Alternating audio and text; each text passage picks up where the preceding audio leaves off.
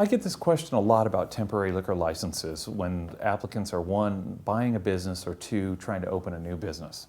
First of all, let me state that there is no temporary permit available for somebody who's opening a new business. The law does not allow any kind of a license to be granted prior to the ABC approving a license application. There is an exception for an interim operating permit on a protested case, and I'll talk about that in another video. However, if you're buying a license in place, a business that's already open and operating, you can qualify for a temporary permit upon application to the department. There's a number of things to know about temporary permits that's important. One, the business that you're buying had to have been open and operating within the last 30 days. So if the business has been closed for more than 30 days and you're going to reopen it, even though you're transferring the license from the existing licensee at the premises, you will not qualify for a temporary permit. So it's important that the person you're purchasing the business continues operating the business up until the time you file for your application. Number two is that while you're under a temporary permit, you're going to be on COD deliveries for all of your alcoholic beverage purchases. Therefore, if you're trying to manage your cash flow, be prepared that if you have a temporary license, you're going to have to write a check or prepay all your alcoholic beverage orders while you're operating the business on a temporary.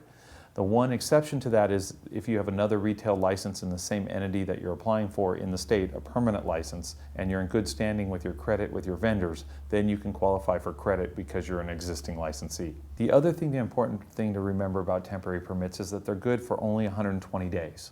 And the fee is $100, and it's good for the first 120 days. So typically that's how long you would transfer, and your permanent license would issue within that 120-day mark. If it doesn't, you can qualify for an extension, but the ABC wants to have good cause before they give you another extension on your temporary. They just don't want you to be not doing what you need to be doing to complete the application and then keep asking for temporary extensions.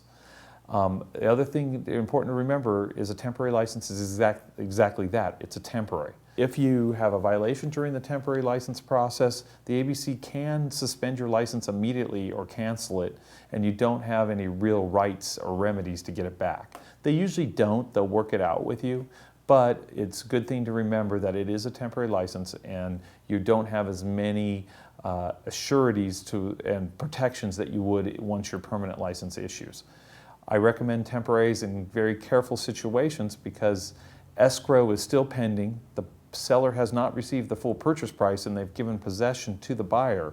So it can be an issue between a buyer and seller if the seller is going to grant a temporary license during the transfer process.